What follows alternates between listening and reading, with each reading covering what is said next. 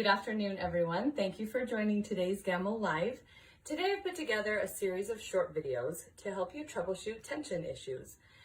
As we go through the videos, I'll be here live to answer questions, and I hope that by going through these simple steps, it will help you to learn how to manage your tension and get rid of all those tension headaches.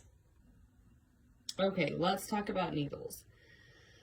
First of all, Gamble recommends that we use a 4.0 needle. That's the standard needle for all quilting.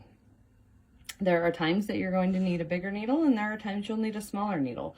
But if you're having tension issues and you want to make sure that your machine is adjusted correctly, it's a good idea to just start out with a 4.0 needle to do the troubleshooting with. So there are ballpoint needles and there are sharp needles, and many times I troubleshoot over the phone with customers who are using ballpoint needles who don't even realize they are using them. So this is a ballpoint needle. You can tell because at the bottom left corner it says FFG. FFG is ballpoint. R or MR is sharp. So if your needles say FFG on them, they're ballpoint. All titanium needles are ballpoint. So if you use titanium needles, you are using a ballpoint needle. The first thing we want to do is change the needle. And when we do this, we are going to take the existing needle out and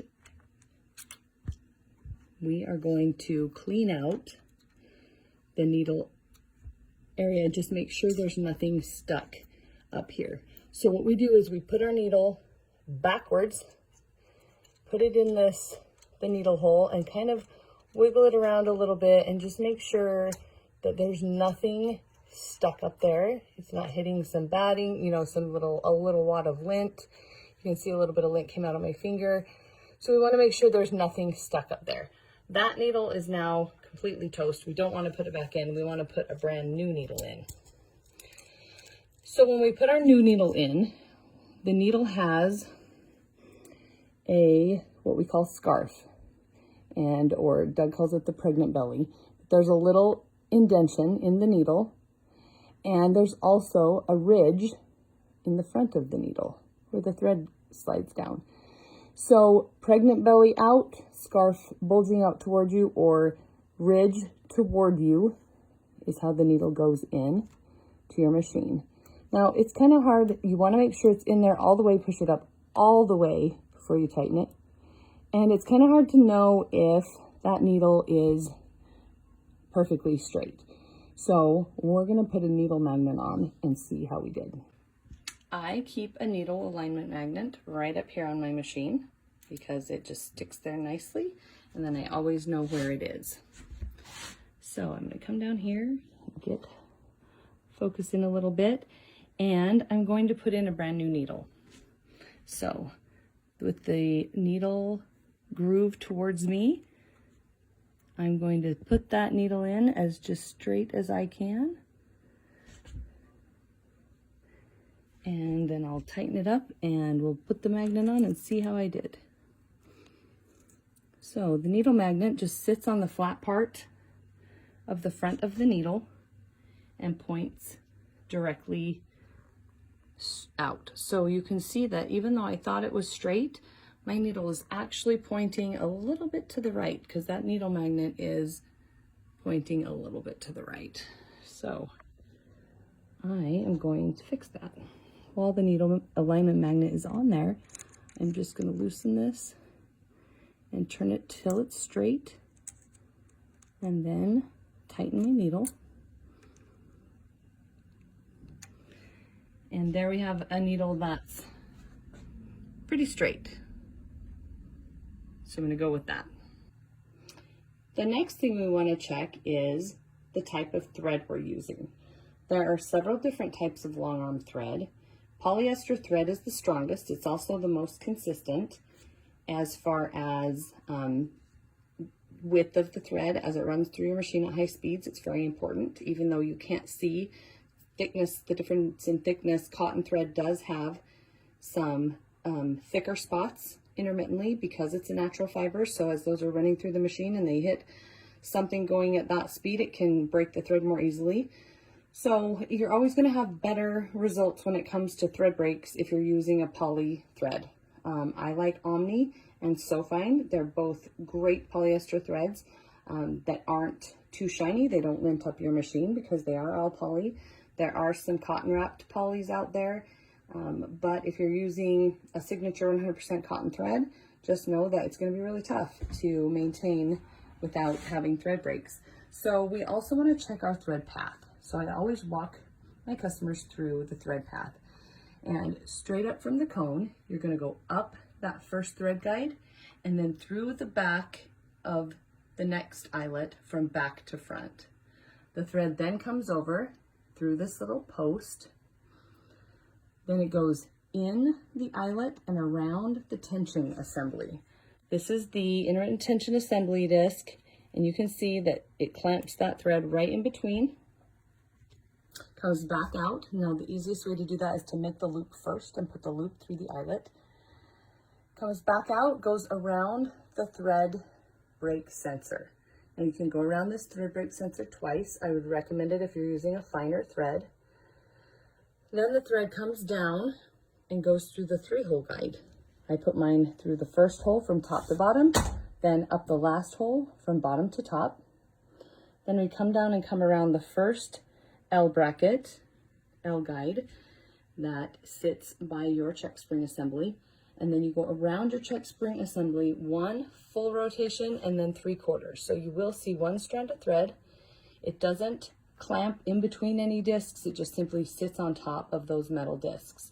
This is not a tension guide. It's not a tension assembly. It has nothing to do with your tension.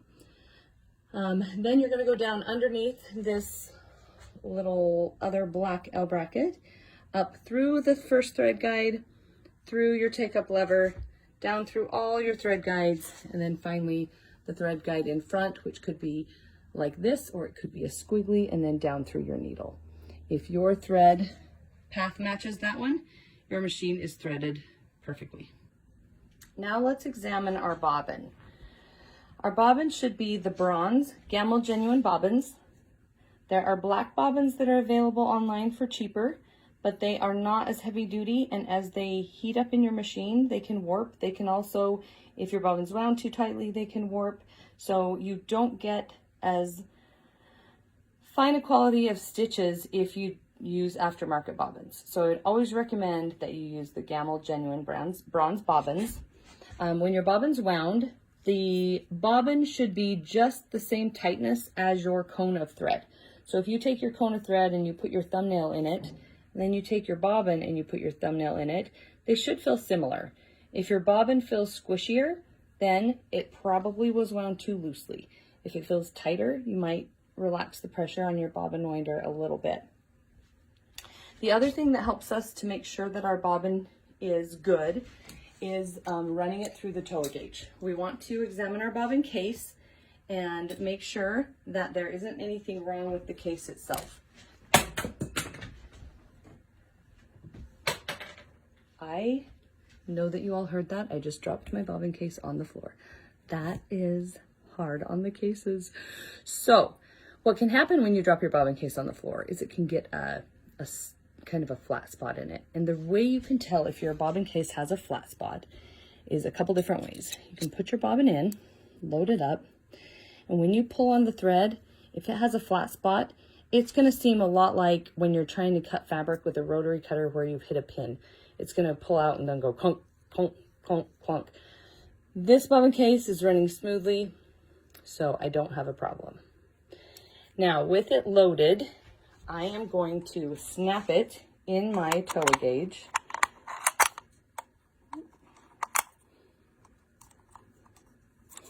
And I'm going to, once it's snapped in, I put the thread under the first round, above the second one, and through this little disc and pull. My bobbin is sitting at about 280. As I pull, you can see that the needle doesn't bounce up and down. That's a good sign. If the needle was bouncing like this when I pulled, it would indicate that there's either a flat spot in my bobbin or my anti-backlash spring is in incorrectly and my bobbin case isn't working like it should. Now, let's look at the anti-backlash spring. There are 2 types of bobbin cases. a Seiko case and a Toa case. This is a Seiko case, and these come with the machine. They have the football-shaped spring in them, and when the spring is inserted correctly, it has a little bit of play. So you can see it's not jammed in there. It does have a little bit of wiggle room. And this kind of wear is normal for it to get shiny in spots as it spins around. But this spring, it acts like a brake. So when your bobbin is moving super, super fast and you stop, change directions, you know, whatever you do, it keeps your bobbin from continuing. So if you are getting loops on the back of your quilt, or it's pulling loops onto the front, or any kind of inconsistencies like that, you want to make sure that your bobbin spring is in correctly, that you have the right bobbin spring in the case that you use. So like I said, this one is a Seiko case. It doesn't have any insignia on it. The Toa case will have a Y with a circle around it etched on the side of the case. And those bobbin cases take a different spring. Let's talk about our check spring assembly. The check spring has a very important job.